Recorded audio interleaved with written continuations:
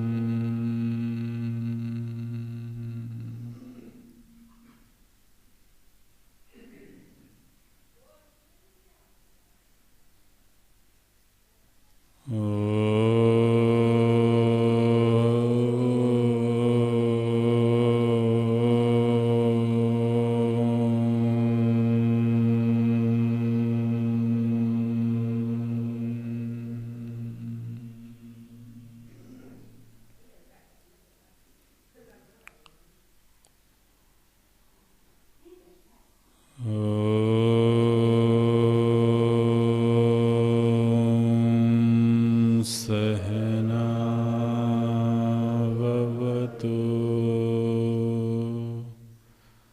सहनो भुनक्तु सह वीर्यं करवावहै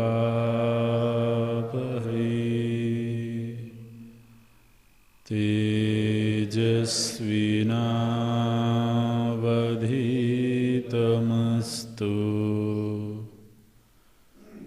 मा विद्विषावहै।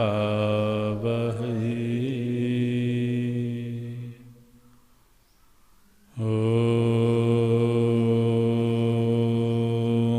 शान्ति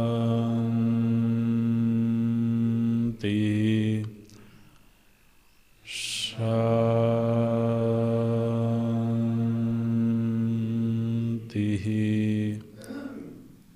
शान्तिः।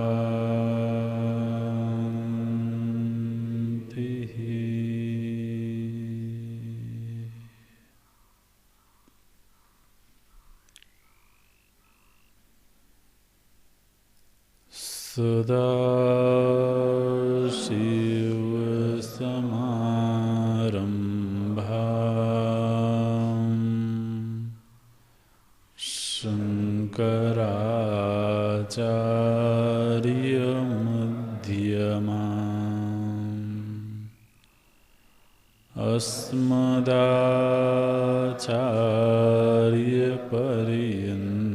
अस्मदाचार्यपर्यन्ताम् वन्दे गुरुपरम्पराम्।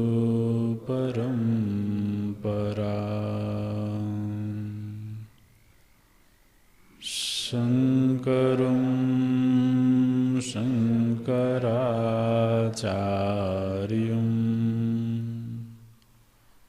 केशवं बादरायणम्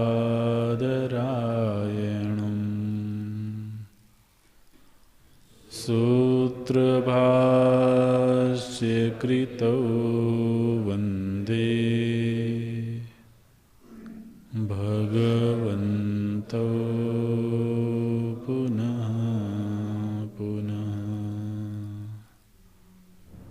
भगवन्तौ पुनः पुनः।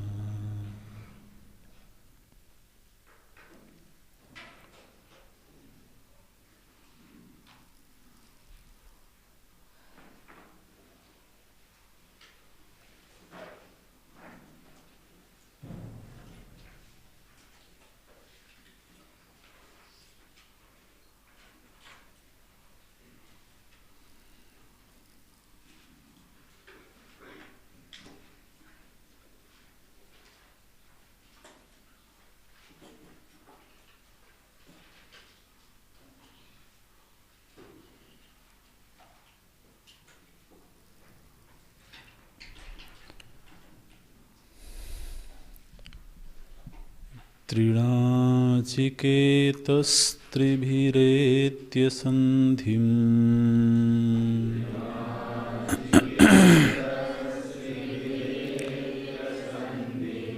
त्रिकर्म कृत्तरति जन्म मृत्यु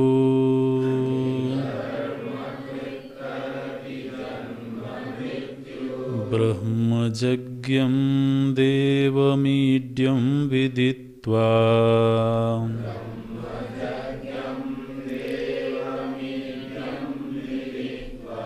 निचायेमागं शान्तिमत्यन्तमेति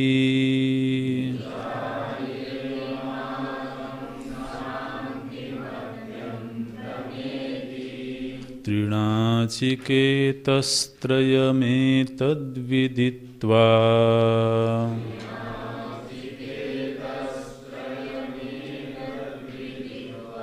य एवं विद्वागंश्चिनुते नाचिकेतम्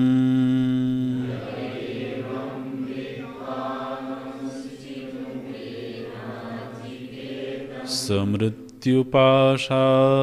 पुरतः प्रणोद्य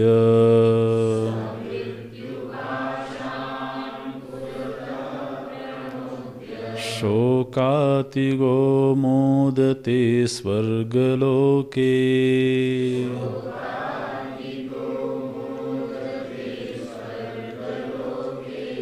एष तेऽग्निर्नचिकेतः स्वर्ग्यः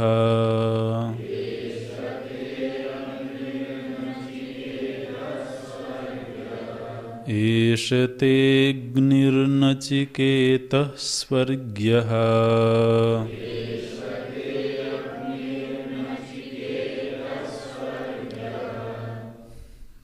ते अग्नि कौन बोल रहा है? जब तेग्निर बोला जा रहा है तो आप बीच में क्यों बोलते हैं? आप ढंग से सुना करें। जब विच्छेद किया जाएगा तब अ का उच्चारण होगा। जब साथ में बोला जाता है तब अ का उच्चारण नहीं होता है।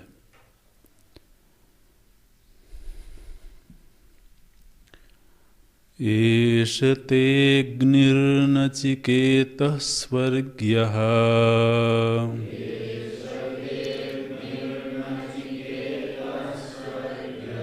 यमब्रणीथा द्वितीयेन वरेण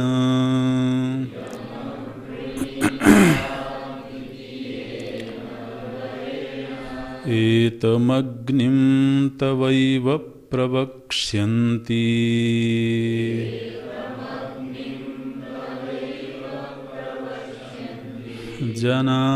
जनासस्तृतीयं वरं नचिकेतो वृणीष्व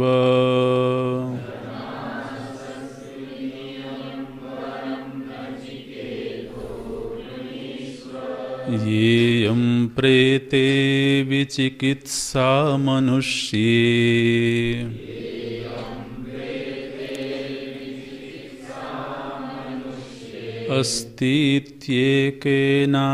अस्तीत्येकेनायमस्तीति चैके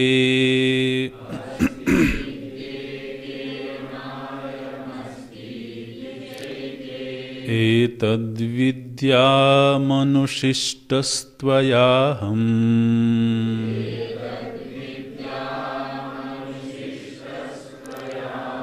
वराणामेष वरस्तृतीयः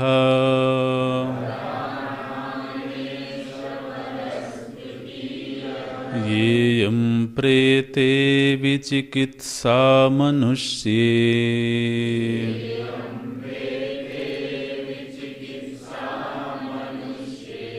अस्तीत्येकेनायमस्तीति चैके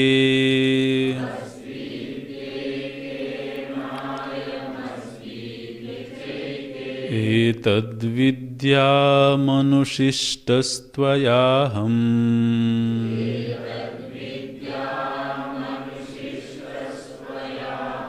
वराणामेष वरस्तृतीयः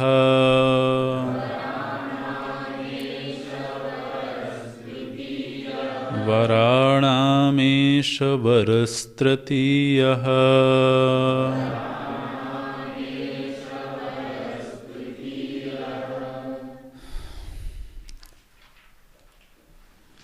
इदानीम् अग्निविज्ञान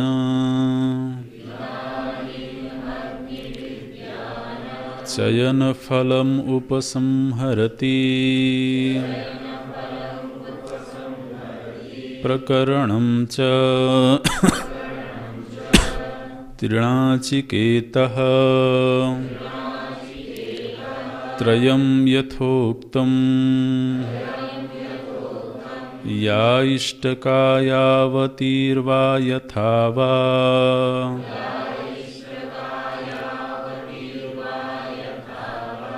इति एतद्विदित्वा अवगम्य यश्च एवम् आत्मरूपेण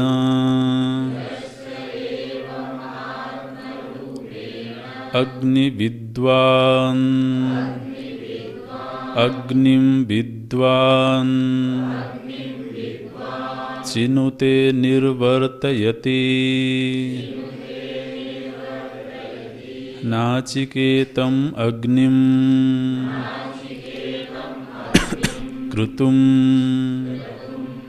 समृत्युपाशान्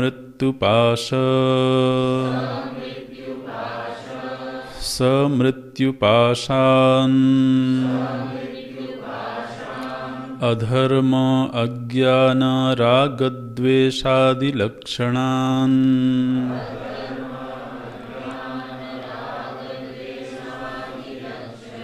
पुरतः अग्रतः पूर्वमेव शरीरपातादित्यर्थः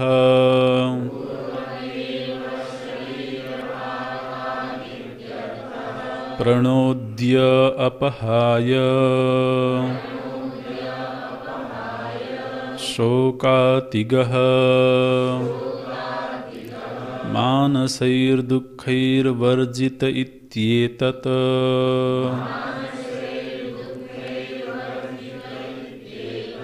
मोदते स्वर्गलोके वैराजे विराडात्मस्वरूपप्रतिपत्त्या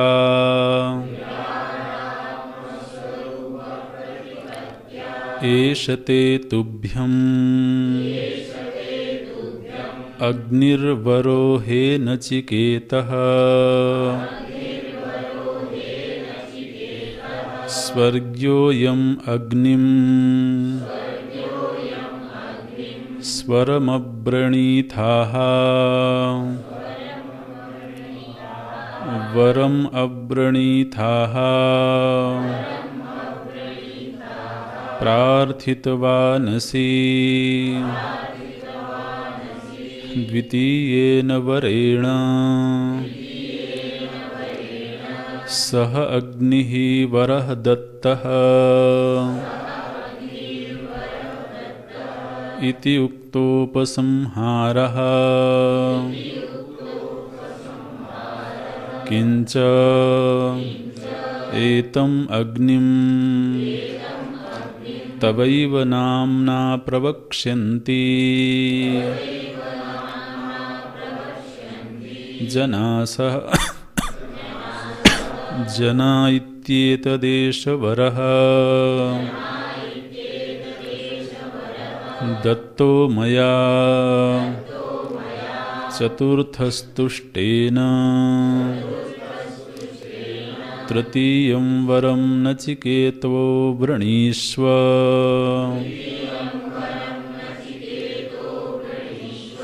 तस्मिन् हि अदत्तः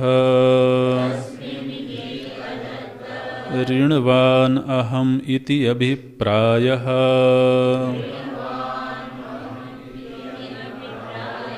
ऋणवान् अहम् इति अभिप्रायः।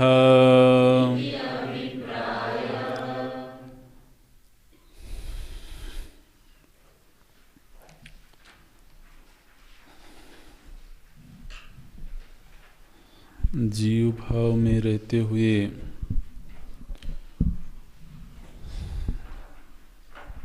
अभिमान एक महत्वपूर्ण विषय है। जब तक जीवत्व है तब तक अभिमान अवश्यमेव रहेगा। तो जीव को पहचानने का कोई न कोई माध्यम अवश्यमेव होगा। अभितः मन्यते इति, जीव के अस्तित्व की पहचान का जो माध्यम है उसको अभिमान बोलते हैं। पूर्व कक्षा में इस पर चर्चा हो रही थी। अभिमान कैसे होता है, किससे होता है, अभिमान होने पर क्या शक्ति, क्या ज्ञान की स्थिति होती है। तो इन विषयों पर विचार होना चाहिए। अभिमान एक फलवृत्ति है जो कर्म और उपासना से प्राप्त होती है।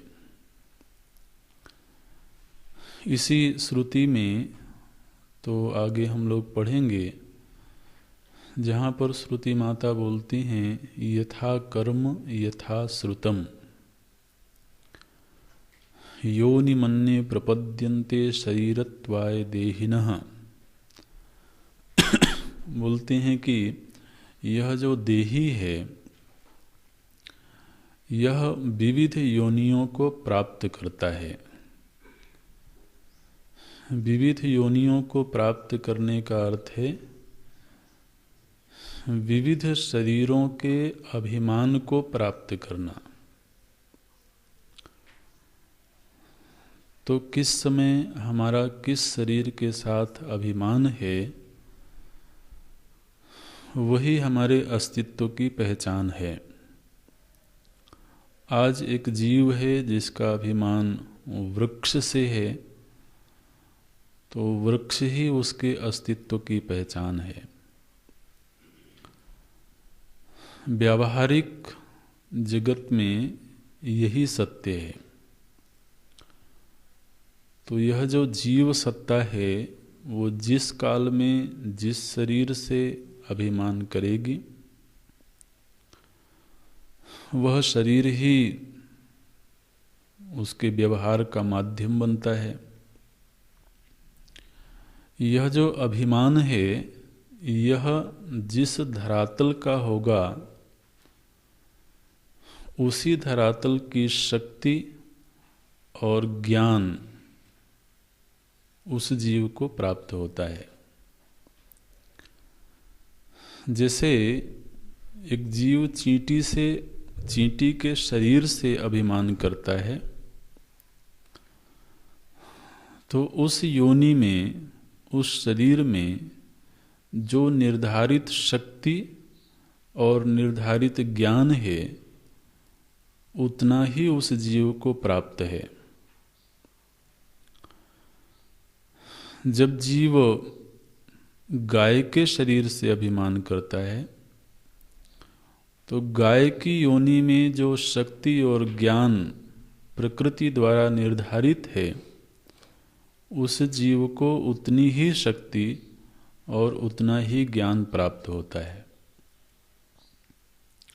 इसी तरह से कोई जीव मनुष्य शरीर से अभिमान करता है तो मनुष्य शरीर की जो सीमा है, शक्ति की सीमा, ज्ञान की सीमा, आयु की सीमा, स्वभाव की सीमा उतनी ही उस जीव को प्राप्त होती है। इसी तरह से जब कोई जीव देवपिंड से अभिमान करता है देव योनि से अभिमान करता है, तो उस योनि विशेष को जो शक्ति, ज्ञान, आयु प्राप्त है, वही उस जीव की उपलब्धि है। तो इस तरह से वृक्ष से लेकर के ब्रह्मा पर्यंत ये जो जीव की विविध योनियां हैं, विविध शरीर हैं, ये सब के सब अभिमान के रूप हैं। तो अब मनुष्य योनि में भी व्यक्ति अपने अभिमान का विस्तार कर सकता है। मनुष्येतर जो योनियां हैं, उनमें प्रायः प्रकृति के द्वारा निर्धारित जो अभिमान है वहीं तक सीमित है। लेकिन मनुष्य योनि में ये स्वतंत्रता है कि जीव यदि अपने अभिमान का विस्तार करना चाहे तो वो कर सकता है। और जब वो अभिमान का विस्तार करता है तो उसी अनुपात में शक्ति और ज्ञान का विस्तार होता है। जैसे कि हमारा अभिमान केवल एक शरीर तक सीमित है और एक शरीर से जो निकट के संबंधी हैं उन्हीं तक सीमित है, तो हमें प्राप्त शक्ति और हमारे विचार का दायरा, विचार की सीमा केवल व्यक्ति और परिवार तक होती है। लेकिन जब कोई व्यक्ति अपने अभिमान का विस्तार करता है तो वह एक समाज से जब अपने आप को जोड़ता है, पूर्व के कक्षा को याद रखेंगे, अभिमान का विस्तार करने का मतलब है किसी विस्तृत दायरे में अपने आप को मर्ज करना। जब कोई व्यक्ति केवल अपने व्यक्तिगत जीवन को ही महत्व देता है, व्यक्तिवादी होकर के जीता है, तो उसके अभिमान का दायरा एक शरीर तक सिमटा हुआ है। तो फिर उसकी जो शक्ति और उसके विचार की सीमा है वो केवल व्यक्ति तक ही केंद्रित है।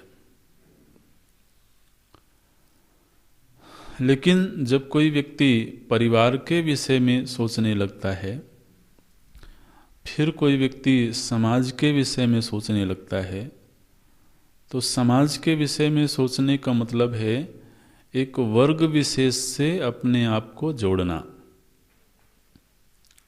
और फिर उस वर्ग के लिए ही अपने जीवन को विसर्जित करना। और जब कोई व्यक्ति एक वर्ग के लिए अपने आप को विसर्जित करता है तो उसकी शक्ति और उसके विचार की सीमा का विस्तार होने लगता है। और ऐसे ही विस्तार होते होते कोई जब एक प्रदेश के विषय में सोचने लगता है और प्रदेश के लिए कार्य करने लगता है, तो हो सकता है कि प्रदेश के लिए कार्य करने में उसे अपने परिवार का उत्सर्ग करना पड़े,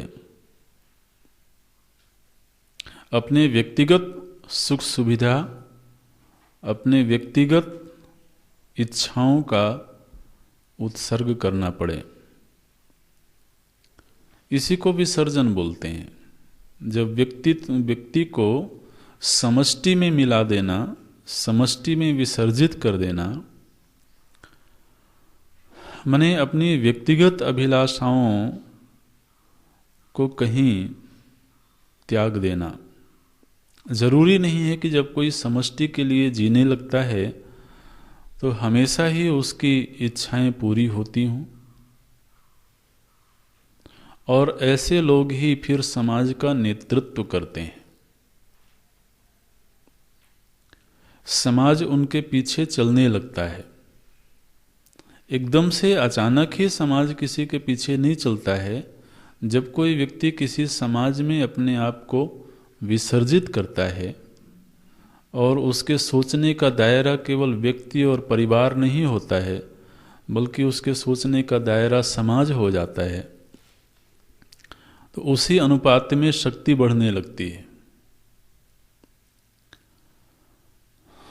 तो राजनीतिक क्षेत्र में आप देखें तो आज जो लोग भी किसी न किसी रूप में समाज का नेतृत्व कर रहे हैं, उन्होंने पहले अपने व्यक्तिगत सुख सुविधाओं का उत्सर्ग किया होगा, और जब कोई ऐसा कर पाता है तो अब उसका अभिमान केवल एक व्यक्ति, एक परिवार से नहीं जुड़ा, बल्कि एक समाज से जुड़ गया, एक राष्ट्र से जुड़ गया। तो पहले किसी विस्तृत दायरे से अपने अभिमान को जोड़ना, अभिमान को जोड़ने का मतलब है पहले उसमें ममत्व सिद्ध होवे, ये मेरा है।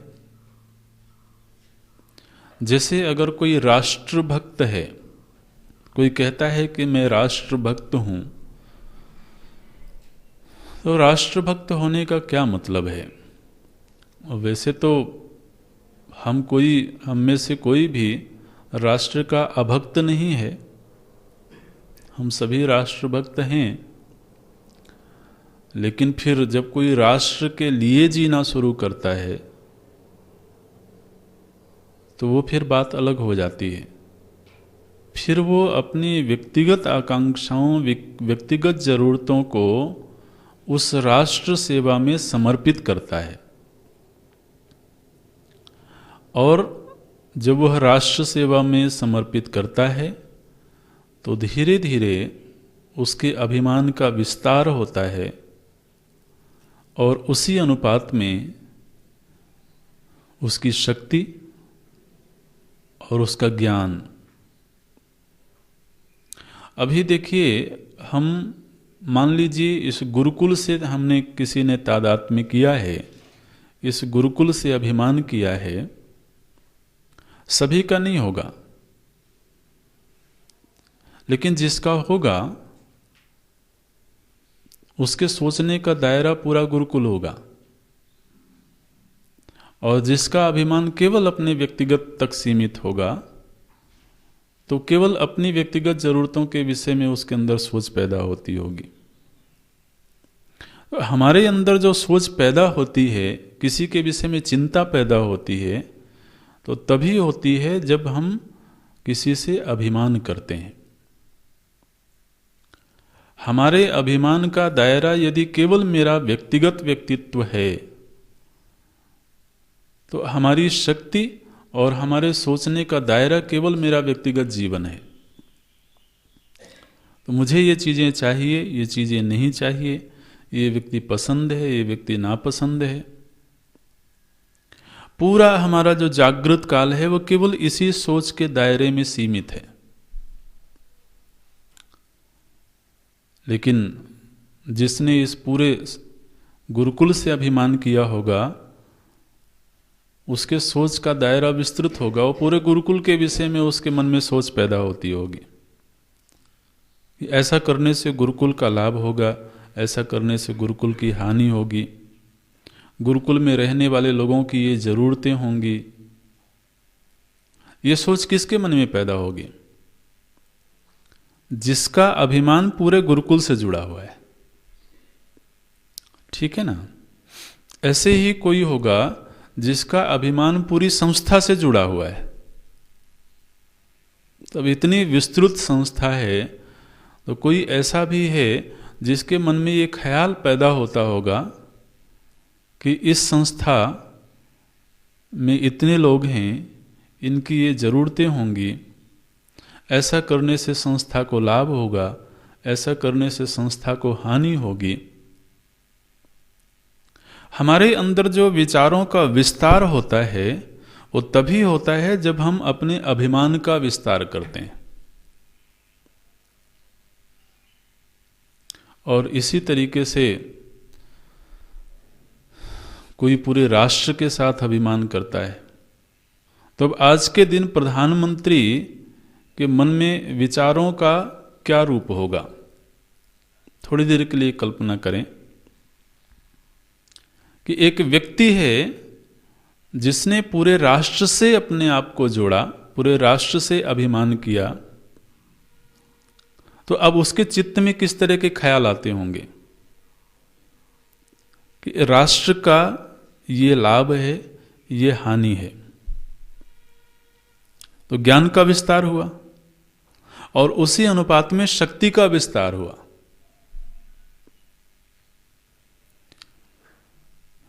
तो अभिमान का जैसे जैसे विस्तार होता है, ये मुख्य विषय अभी हम ले रहे हैं, उसी अनुपात में शक्ति और ज्ञान का विस्तार होता है। गांधी जी, चलो एक दृष्टांत ले लेते हैं।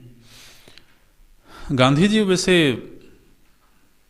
एक बैरिस्टर थे, एक पढ़े लिखे अच्छे वकील थे। अब यदि तो उन्होंने केवल अपने व्यक्तिगत जीवन से ही अभिमान को जोड़ा होता तो वह आम वकीलों की तरह एक सुखमय जीवन जीते हुए जीवन व्यतीत कर देते। लेकिन उन्होंने अपने उस व्यक्तिगत प्रोफेशन का उत्सर्ग किया एक राष्ट्र के लिए, एक समाज के लिए। तो उसी काल में जो उन्हीं के समकक्ष बैरिस्टर होंगे, उनकी शक्ति और गांधी जी की शक्ति, कितना अंतर है? वो अंतर कैसे पैदा हुआ? अभिमान के विस्तार से। तो आज के दिन भी कोई व्यक्ति है जो अपनी केवल एक प्रोफेशनल लाइफ जीता है, उसका एक सीमित सोचने का दायरा है। कई बार लोग प्रश्न करते हैं कि किसी नेता के विषय में, किसी मिनिस्टर के विषय में, कि बिल्कुल अनपढ़ व्यक्ति है और बताओ ये मिनिस्टर बन गया, ये मुख्यमंत्री बन गया। तो अभिमान के विस्तार के लिए बहुत ज्यादा पढ़ा लिखा होना जरूरी नहीं है। उनसे बहुत ज्यादा पढ़े लिखे लोग होंगे जो उनके सामने फाइल लेकर खड़े रहते होंगे। ठीक है ना? एक व्यक्ति है जो पहले समाज में अपने आप को मर्ज करता है, समाज के लिए अपने आप को समर्पित कर देता है, और फिर समाज से ही उसको शक्ति मिलने लगती है, उसके शक्ति का विस्तार होने लगता है, और उसी अनुपात में उसके विचार का विस्तार होता है, विचार का क्षेत्र विस्तृत होता है। अब इसी विचार को आप विस्तार दीजिए तो जिस तरह से कोई एक राष्ट्र से तादात्म्य करता है, अभिमान करता है, तो उसकी शक्ति और ज्ञान का विस्तार होता है।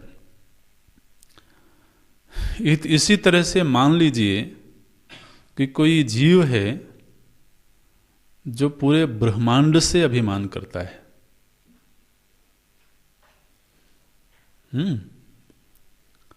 ये जो जीव की यात्रा है ये इस तरह से है। जीव भाव में रहते हुए अभिमान का जितना विस्तार किया जा सकता है उतना ही शक्ति और ज्ञान का विस्तार होगा। किसी ने तो एक राष्ट्र से नहीं बल्कि पूरे एक लोक से अभिमान किया। चलो ब्रह्मांड से पहले लोक ले लेते हैं। तो किसी ने एक लोक से अभिमान किया तो उसको दैवी शक्ति प्राप्त हो गई, देव भाव प्राप्त हो गया, और उस लोक के प्रशासनिक दायित्व प्राप्त हो गए। तो उनके विचार और शक्ति का विस्तार हुआ। अब यह जो अभिमान का विस्तार है, ये होता कैसे है? कर्म और उपासना। माने जब हम कहते हैं कि व्यक्ति राष्ट्रभक्त है, इसका मतलब क्या है? वो राष्ट्र के लिए कर्म करता है और राष्ट्र की उपासना करता है। उपासना करने का मतलब है सतत उसका चिंतन करना। उपसमीपे बसति इति, जो उसके समीप में रहता है।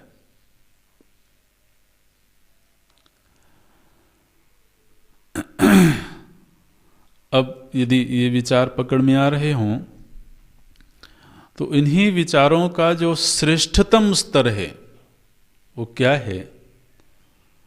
बोले वो श्रेष्ठतम जो रूप है वो है विराट से अभिमान करना।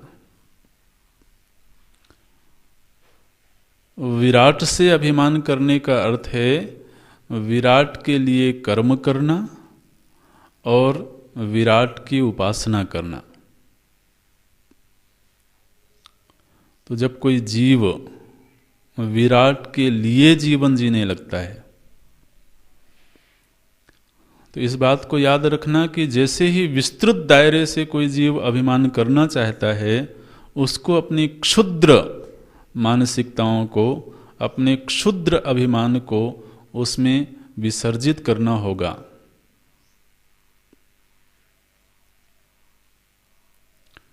ऐसे है। महाभारत में एक श्लोक है, वो अभी याद नहीं आ रहा है, लेकिन वहाँ ये बात कही गई कि व्यक्ति को यदि परिवार के लिए जीना है तो व्यक्तित्व का त्याग करना पड़ेगा, और व्यक्ति को यदि ग्राम के लिए जीना है तो परिवार का त्याग करना पड़ेगा, और राष्ट्र के लिए जीना है तो गांव का त्याग करना पड़ेगा। ऐसे विस्तार उसका होता है। और आत्मा के लिए जीना है तो सर्व का त्याग करना पड़ेगा।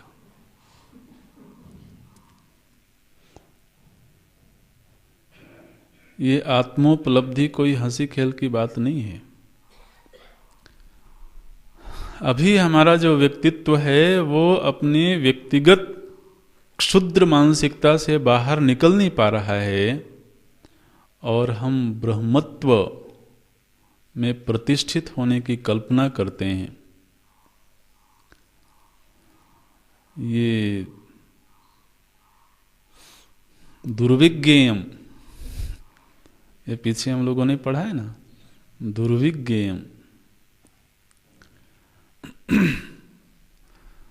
ब्रह्म भाव का मतलब है कि उसका जो अभिमान है वो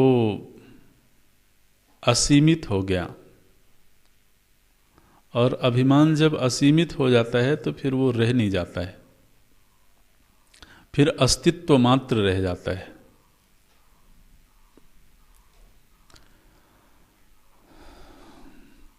इन्हीं विचारों के आधार पर ऋषियों ने बात कही वसुधैव कुटुंबकम। जो वसुधैव कुटुंबकम है, ये एक वाक्य है, बड़ा सुना जाता है समाज में। तो हालांकि ये भी सीमित है।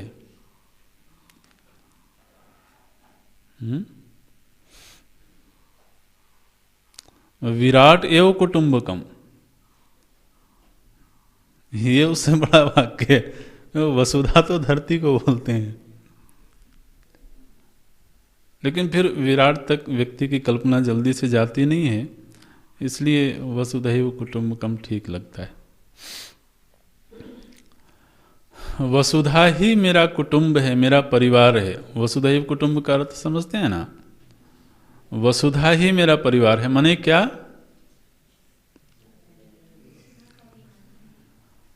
मेरे सोचने का दायरा पूरी वसुधा है। जब हम कहते हैं कि ये मेरा परिवार है, इसका मतलब क्या है? कि हम परिवार के विषय में सोचते हैं, परिवार के जरूरतों के विषय में चिंतन करते हैं। जब कोई कहता है कि वसुधा ही मेरा परिवार है, इसका मतलब है वसुधा की जरूरत उसको मालूम है। ऐसे किसी ने व्यंग्य किया, बोले वसुधैव कुटुंबकम का ऐसे अर्थ करना चाहिए, कुटुंब एव वसुधा। भाई संस्कृत, मेरा परिवार ही मेरी वसुधा है। किसी का ऐसा भी ख्याल होता है। आप देखें कि इतिहास में आज भी और भविष्य में भी जिस मनुष्य को भी विशेष शक्ति, विशेष ज्ञान प्राप्त हुआ है, वो इन अभिमानों के विस्तार से ही प्राप्त हुआ है।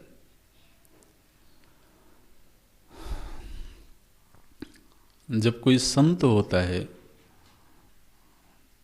तो वो एक परिवार के अभिमान को छोड़ता है, ठीक है ना। अनेक परिवारों से वो अभिमान को जोड़ता है। ऐसा नहीं कि वो अभिमान रहित है, आत्मज्ञान से पूर्व तक तो कोई ना कोई अभिमान लेकर के ही जीव को जीना होगा, लेकिन अभिमान का दायरा कितना है। जब कोई साधु होकर के भी एक परिवार के अभिमान को नहीं छोड़ पाता है, तो आप क्या कहते हो?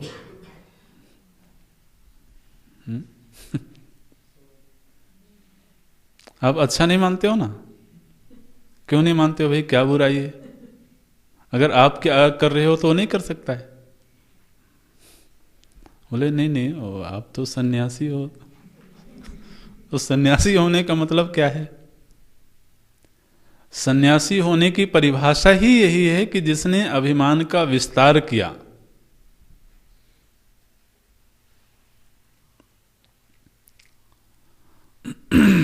व्यावहारिक जगत का यही रूप है। और महाराज अगर वो ना छूटा हो और वेश ले लिया हो तो वेश हास्यास्पद हो जाता है। इसको क्या बोलते हैं? भाई भतीजावाद। एक शब्द बोला है ना, भाई भतीजा। भाई भतीजावाद मैंने क्या है?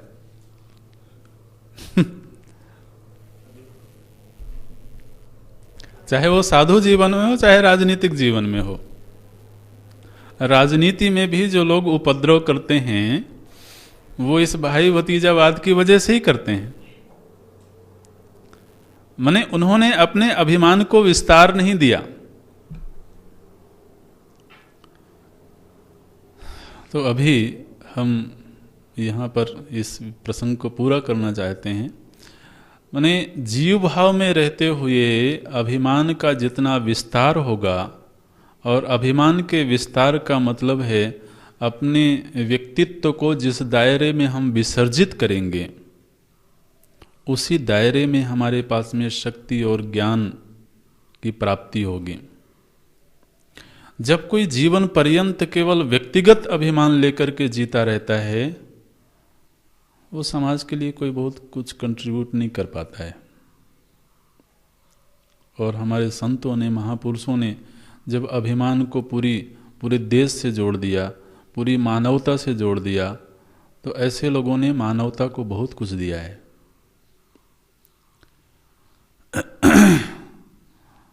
तो उनके अंदर ये ख्याल पैदा होने लगता है कि मेरे इस कार्य से मानवता को ये लाभ हो सकता है। जब हम परिवार तक अभी अपने अभिमान को सीमित रखते हैं, तब क्या ख्याल पैदा होता है? मेरे इस कार्य से इस परिवार को ये लाभ हो सकता है।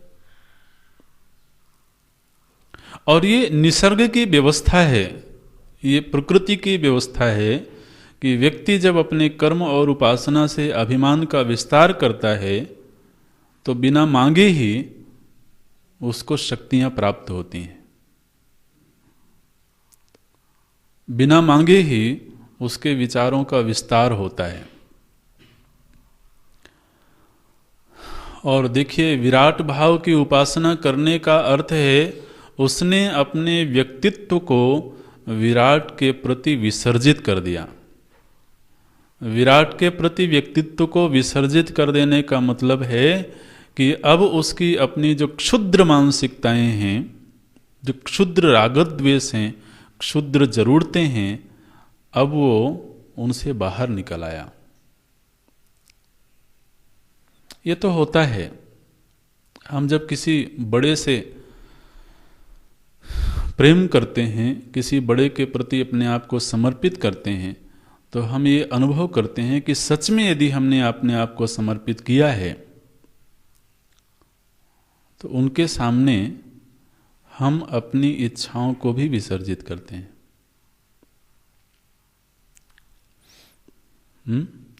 हमारी इच्छाएं अपनी जगह पर कायम है और हम उन्हीं इच्छाओं को लेकर के जी रहे हैं, तो हमने अपने आप को समर्पित किधर किया?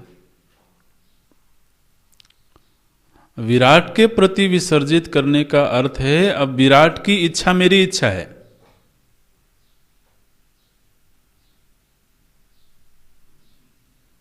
गुरु के प्रति समर्पित करने का अर्थ है अब गुरु की इच्छा मेरी इच्छा है। समाज के प्रति समर्पित करने का अर्थ है समाज की इच्छा मेरी इच्छा है, उससे पृथक मेरी अपनी अब कोई पहचान नहीं है। इसको बोलते हैं व्यक्तित्व का विसर्जन, व्यक्तित्व का समष्टि में विसर्जन। विराट की उपासना का अर्थ है विराट से ऐसा अभिमान हुआ, विराट से ऐसा तादात्म्य हुआ कि अब उसकी जरूरत मुझे अपनी जरूरत मालूम पड़ने लगी।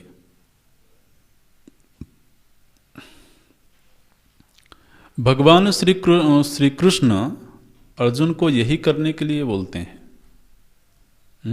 क्षुद्रम हृदय दौर्बल्यम त्यक्त्वा उत्तिष्ठ परम तप। एक जो हृदय की दुर्बलता है, हृदय की दुर्बलता माने क्या? केवल एक परिवार से अभिमान को जोड़ के रखना।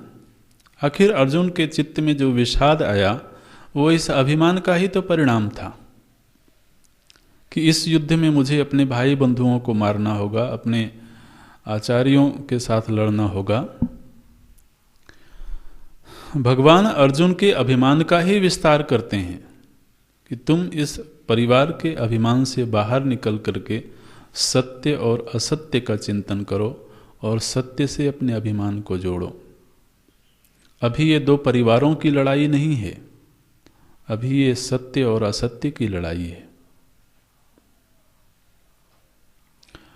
तो यदि तो हम अपने अभिमान का विस्तार करना चाहते हैं तो क्या हम इस बात के लिए तैयार हैं कि हम जिसके लिए जिससे अभिमान करेंगे उसके लिए अपनी इच्छाओं को विसर्जित करेंगे, उसके लिए अपनी व्यक्तिगत जरूरतों का समर्पण करेंगे? अब आप देखिए, कोई एक व्यक्ति है जो एक समाज संस्था से अपने आप को जोड़ता है, संस्था से अपने अभिमान को जोड़ता है। तो संस्था से अपने अभिमान को जोड़ देने का मतलब क्या है? उसने अपने व्यक्तिगत प्रतिष्ठा को भी अब उस संस्था से जोड़ लिया। अब संस्था की प्रतिष्ठा ही मेरी प्रतिष्ठा है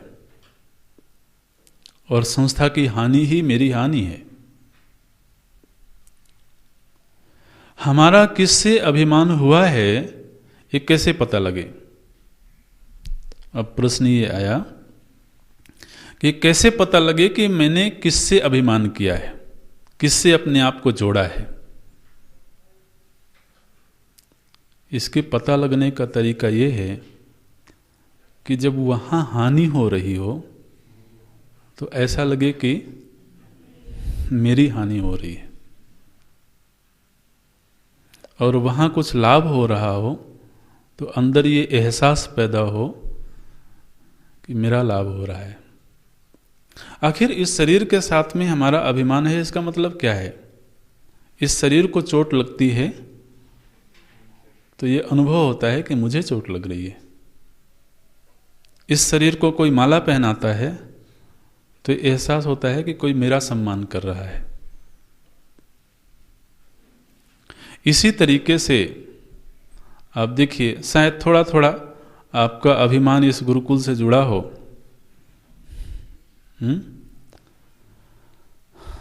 तो अब इस गुरुकुल का अगर कोई अपमान करे तो जिसने अभिमान को जोड़ा होगा उसको क्या एहसास होगा कि ये मेरा अपमान कर रहा है। और इस गुरुकुल की कोई प्रशंसा करे तो ये एहसास जिसके मन में पैदा हो रहा है, इस बात का प्रमाण है कि उस व्यक्ति ने अभिमान को जोड़ लिया। और जिसे कोई परवाह नहीं है, इसका मतलब है कि उसने अपने अभिमान को नहीं जोड़ पाया। तो ये अभिमान का मापदंड है कि उसकी हानि अपनी हानि मालूम पड़ने लगे, उसका लाभ अपना लाभ मालूम पड़ने लगे। इस मंत्र में जो मंत्रार्थ अंतिम वाक्य भगवान भाष्यकार देते हैं, तो ये एक बार हमें लगता है भाष्य फिर से देखना पड़ेगा। किंच ब्रह्मयज्ञम ब्रह्मणो हिरण्यगर्भात् जातः ब्रह्मजः ब्रह्मजश्च असौ ज्ञश्च इति ब्रह्मयज्ञः सर्वज्ञ ही असौ तम देवम। यहाँ तक हम लोगों ने पढ़ा था तम देवम। तम देवम मतलब वह जो विराट देव है, जो विराट प्रभु है। देव क्यों कहा गया? क्योंकि द्योतनाथ, क्योंकि उसमें प्रकाशन सामर्थ्य है। द्योतन करना माने प्रकाशन करना। तो जिनमें प्रकाशन सामर्थ्य है, ऐसे जो विराट हैं वह पूज्य हैं।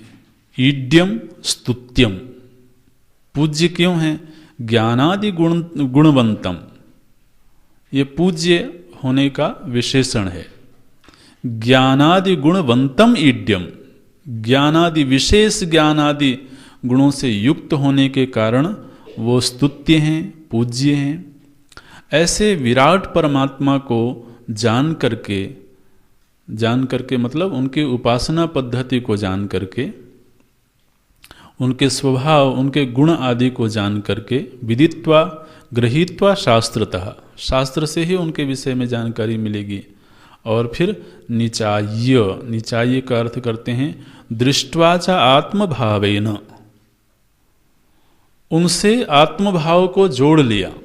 आत्मभावेन दृष्ट्वा का मतलब क्या है कि अपने अभिमान को उनसे जोड़ लिया,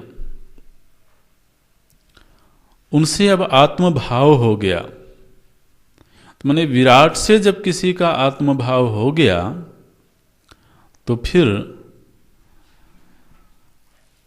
वह विराट के लिए ही कर्म करेगा और विराट की ही उपासना करेगा। और जो विराट से अपने आप को जोड़ करके उसके लिए ही कर्म और उपासना करता है, उसको श्रुति ने कहा आत्यंतम शांतिम एति, वह आत्यंतिकी शांति को प्राप्त करता है। इमाम शांतिम, इमाम का अर्थ है कि माने प्रत्यक्ष ही जैसे शांति दिख रही हो। भगवान भाष्यकार व्याख्या करते हैं इमाम स्वबुद्धि प्रत्यक्षाम, माने ये जिस शांति की बात श्रुति कह रही हैं, ये कोई कल्पना की बात नहीं है, बल्कि यह वैसे ही है जैसे हमारे चित्त में यदि भावुकता की वृत्ति उठ रही हो तो भावुकता हमको दिखती है कि अभी मेरा चित्त भावुक हो रहा है। वो स्वबुद्धि प्रत्यक्ष है, बुद्धि के सामने बिल्कुल दिख रहा है। ऐसे ही ये जो फलश्रुति बताई जा रही है, ये इसको कोई कंफर्म कर सकता है।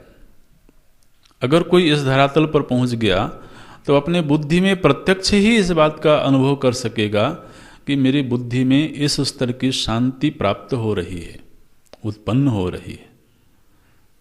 तो कोई काल्पनिक फलश्रुति नहीं है। ये कहने के लिए श्रुति ने कहा इमाम शांतिम स्वबुद्धि प्रत्यक्षाम शांतिम उपरतिम अत्यंतम एति अतिशयेन एति, माने ऐसी शांति की प्राप्ति होती है जिसको कोई विक्षिप्त नहीं कर सकता है, जिसमें कोई बाधा नहीं पैदा कर सकता है, ऐसी शांति उसको प्राप्त होती है। इस पूरे वाक्य का अर्थ क्या है? बोले वैराजम पदम प्राप्नोति। विराट से तादात्म्यपन्न होकर के महाराज वो विराट भाव को प्राप्त हो जाता है, ये श्रुति कह रही है। ये विराट भाव की प्राप्ति कैसे हुई? बोलते हैं ज्ञान कर्म समुच्चय अनुष्ठानेन। ज्ञान माने उपासना, उपासना और कर्म का सह अनुष्ठान करने से, माने विराट के लिए ही कर्म करना और विराट की ही उपासना करना, विराट का ही चिंतन करना। महाराज संतों में ये सामर्थ्य देखी जाती है, विराट जैसी सामर्थ्य देखी जाती है। एक संत जब विराट के लिए जीने लगते हैं तो दिखाई देता है कि उनके पास में कोई अपनी इंडस्ट्री नहीं है, कोई उनकी अपनी नौकरी नहीं है, लेकिन उनके कार्य का विस्तार ऐसे होता है, देश देशांतर में जाकर के वो कार्य करते हैं। तो ये शक्ति का विस्तार कैसे हुआ? कार्य क्षेत्र का विस्तार कैसे हुआ? ये विराट से अभिमान करके। लेकिन विराट से अभिमान करने के लिए उन्होंने पहले विराट में अपने आप को समर्पित किया। इसमें एक कड़ी और है आगे, ये जो विचार शैली आपको प्रदान की गई है, उसमें विराट से पहले मम भाव पैदा होना और फिर उससे एक कदम आगे की बात यह है कि उसी में फिर अहम भाव पैदा हो जाना।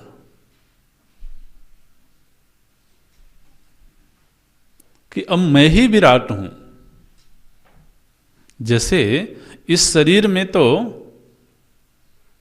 पहले मम भाव है, इस शरीर में हमारा अभिमान है का मतलब क्या है? ये शरीर मेरा है, ठीक हम ये बोलते हैं, लेकिन इसी शरीर में अहम भाव भी पैदा हो गया है कि ये मैं हूं, ऐसे कहते हैं ना हम। तो अभिमान जब और प्रगाढ़ हो जाता है तो वो केवल ममास्पद नहीं होता, बल्कि उसमें अहमता की वृत्ति पैदा हो जाती है। तो वैराजम पदम प्राप्नोति का अर्थ है कि अब जो विराट है उसके साथ में केवल ममता की वृत्ति नहीं है, बल्कि अहम एवं विराट, ये अहमता की वृत्ति पैदा हो गई। जैसे कोई भारत से तादात्म्य कर ले तो उसके अंदर ये वृत्ति पैदा हो जाए कि मैं ही भारत हूं। हो सकता है, बिल्कुल हो सकता है। ऐसे ही बोलते हैं भगवान भाष्यकार, वैराजम पदम प्राप्नोति। पदम प्राप्नोति का अर्थ आप ये नहीं समझना कि वहां कोई पद है, कोई कुर्सी रखी हुई है। जैसे हम ये कहें कि मनुष्य पदम प्राप्नोति, ठीक है ना, मनुष्य पदम प्राप्नोति का अर्थ क्या है? मनुष्य शरीर से अहम भाव पैदा हो गया। ऐसे ही वैराजम पदम प्राप्नोति माने विराट में अहम भाव पैदा हो गया। ये एक जीव की जीवन यात्रा, जीव के धरातल पर रहते हुए ये अंतिम गति है। माने एक जीव का अभ्युदय कितना हो सकता है, उसके ऐश्वर्य का विस्तार कितना हो सकता है, तो बोले कि वैराजम पदम तक। एक वृक्ष भाव से लेकर के, वृक्ष में भी एक जीव है, इस वृक्ष भाव से लेकर के वैराजम पदम तक जीव यात्रा कर सकता है, अगर वह अपने कर्म और उपासना का विस्तार करे तो। अब आप सोचिए, थोड़ी देर के लिए कल्पना करें, जिस जीव को वैराज पद प्राप्त होगा उसकी शक्ति, उसका ज्ञान और उसकी आयु कितनी होगी? साधारण बुद्धि से सोच भी नहीं सकता है आदमी कि कितना होगा। जिसको परमात्मा ये सामर्थ्य दे देते हैं कि तुम सृष्टि बनाओ। प्रलय के बाद में जब तो भगवान के नाभि कमल में ब्रह्मा जी उत्पन्न हुए तो भगवान उनको आदेश देते हैं कि तुम सृष्टि बनाओ। तो एक जीव का इतना उच्चतम स्तर प्राप्त हो सकता है कि जिसे परमात्मा ये कार्य दें, ये दायित्व दें कि तुम सृष्टि का निर्माण करने की सामर्थ्य रखते हो। किसी को ये कार्य दे सकते हैं कि तुम सृष्टि का पालन करने की सामर्थ्य रखते हो। ये है वैराजम पदम ज्ञान कर्म समुच्चय अनुष्ठानेन प्राप्नोति इत्यर्थः। ये बड़े महत्व का ये मंत्र है, खासतौर से जीव भाव के धरातल पर। और एक बात का ध्यान रखना, अभिमान का विस्तार हुए बिना, माने कोई क्षुद्र अभिमान को लेकर के जी रहा हो और वो ख्याल करता हो कि मैं किसी दिन आत्मभाव को उपलब्ध हो जाऊंगा, ये संभव नहीं है। आत्मभाव को उपलब्ध होने से पहले अभिमान का विस्तार होना चाहिए। माने जो जीवन मुक्त महापुरुष हैं उनके विषय में ये कहा जाता है, हमारे गीता जी में ही ये बात प्रभु जी ने कही, सर्वभूत हिते रताः। जीवन मुक्त कौन है? सर्वभूत हिते रताः, वो समस्त भूतों के हित में रत हैं। समस्त भूतों के हित में रत कोई कैसे हो सकता है जब भूत की जरूरत उसे अपनी जरूरत मालूम पड़ने लगे। जैसे परिवार हिते रताः, ऐसे अगर कहें तो परिवार के हित में रत है का मतलब क्या है? परिवार की जरूरत उसको अपनी जरूरत मालूम पड़ती है। सर्वाणि भूतानि अभिसंवांछन्ति, ये मंत्र कहीं याद है आपको? कहीं पढ़ा हुआ है?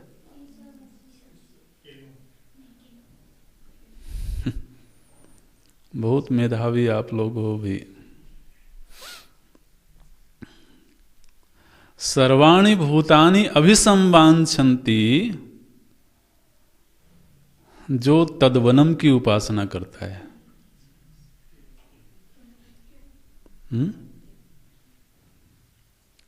तद्वनम की उपासना कुछ याद आ रहा है कि नहीं आ रहा है? इसी जन्म में पढ़ा हुआ है।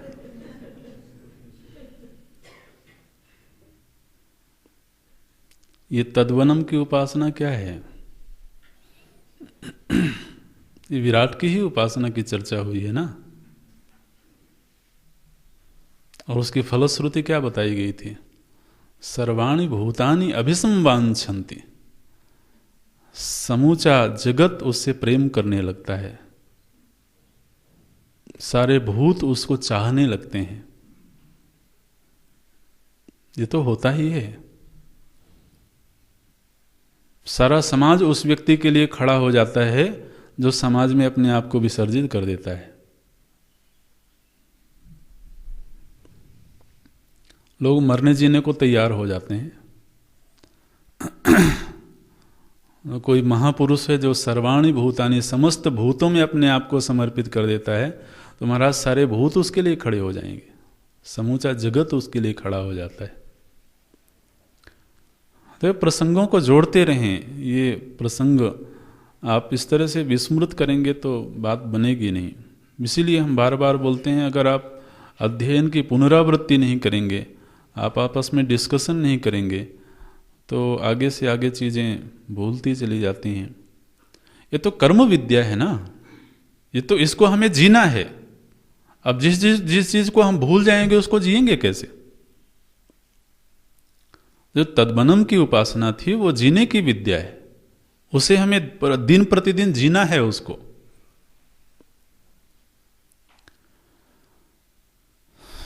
तो वहां पर श्रुति माता ने कहा था, सर्वाणि भूतानि अभिसंवांछन्ति, समूचा जगत उसको चाहने लगता है।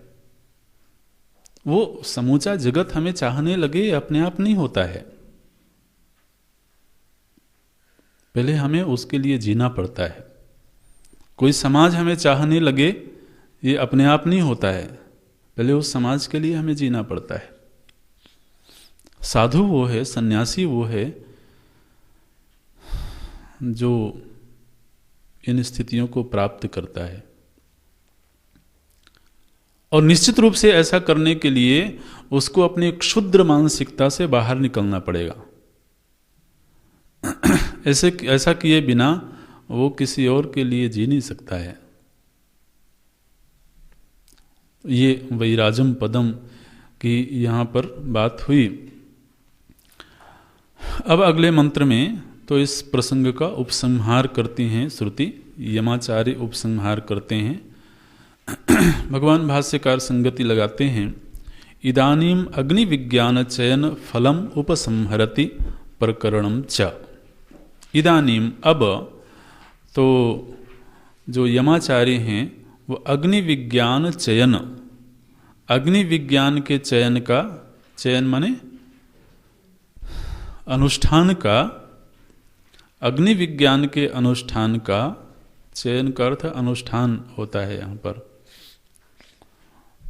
तो चिनुते, चिनोति, अनुष्ठीयते इत्यर्थः। तो जो अग्नि विज्ञान का अनुष्ठान करता है उस अनुष्ठान का फल जो हो सकता था उस फलश्रुति का उपसंहार किया जा रहा है। इदानीम अग्नि विज्ञान चयन फलम उपसंहरति। तो अग्नि विज्ञान माने उपासना विद्या का जो प्रकरण चल रहा था, उस उपासना अनुष्ठान करने से जो फल की प्राप्ति होती है उस फल का आगे के मंत्र में उपसंहार किया जा रहा है और साथ ही इस प्रकरण का भी उपसंहार किया जा रहा है। तो प्रकरण अग्नि विज्ञान का चल रहा था, तो अगले मंत्र में इस प्रकरण का भी उपसंहार किया जाएगा। श्रुति देखें तो यमाचार्य बोलते हैं, त्रिणाचिकेतः त्रयम एतत् विदित्वा य एवं विद्वान चिनुते नाचिकेतम समृत्युपाशान पुरतः प्रणोद्य शोकातिगो मोदते स्वर्गलोके। बोलते हैं त्रिणाचिकेतः। तो जो त्रिणाचिकेत है, त्रिणाचिकेत का अर्थ आपको मालूम है कि जिसने नाचिकेत विद्या का श्रवण किया है, उस पर मनन किया है और अनुष्ठान किया है। ऐसा जो त्रिणाचिकेत व्यक्ति है उसने त्रयम एतत् विदित्वा, त्रयम एतत् विदित्वा का अर्थ पूर्व के मंत्रों में यमाचार्य ने जो बताया था कि ईंटों का आकार कैसा होना चाहिए, ईंटों की संख्या कितनी होनी चाहिए और ईंटों को किस तरह से व्यवस्थित करना चाहिए, तो तीन बातें जो बताई गई थीं, इन तीनों बातों को जान करके, और इन तीनों बातों से अर्थ है कि समूचे उस विद्या को जान करके। तो त्रिणाचिकेता त्रयम एतत् विदित्वा, इन तीन बातों को जान करके, माने पहले उसने अग्नि विज्ञान के विषय में जाना, सुना, और फिर य एवं विद्वान चिनुते नाचिकेतम, और फिर चिनुते मतलब अनुष्ठीयते, ऐसा जो विद्वान है अर्थात ऐसा जो उपासक है वह इस नाचिकेत विद्या का अनुष्ठान करता है। तो जिसने पहले इस नाचिकेत विद्या को जाना और फिर चिनुते माने उसका अनुष्ठान करता है, ऐसा करने से उसको क्या लाभ होता है? बोलते हैं मृत्युपाशान पुरतः प्रणोद्य, वह मृत्यु के पाश से, पास माने बंधन, तो वह मृत्यु के पाश से अर्थात मृत्यु के बंधन से पुरतः, पुरतः मतलब शरीर पातात पूर्व में, वह इस शरीर में रहते हुए मतलब शरीर की मृत्यु होने से पहले ही वह मृत्यु के पास से छूट करके और फिर आगे शोकातिगः, शोक से माने मानसिक क्लेशों से बाहर निकल करके और स्वर्गलोक में वह आनंद को उपलब्ध होता है। ये एक तरह से फलश्रुति का यहाँ पर उपसंहार किया गया। कि जो नाचिकेत विद्या का अनुष्ठान करता है वह इस जीवन में ही तो मृत्यु के बंधनों से छूट जाता है और फिर आगे वह स्वर्गलोक में आनंद को उपलब्ध होता है। भाष्य अगली कक्षा में देखते हैं। ओम पूर्णमदः पूर्णमिदं पूर्णात् पूर्णमुदच्यते पूर्णस्य पूर्णमादाय पूर्णमेवावशिष्यते। ओम शांति शांति शांति। हरि ओम। श्री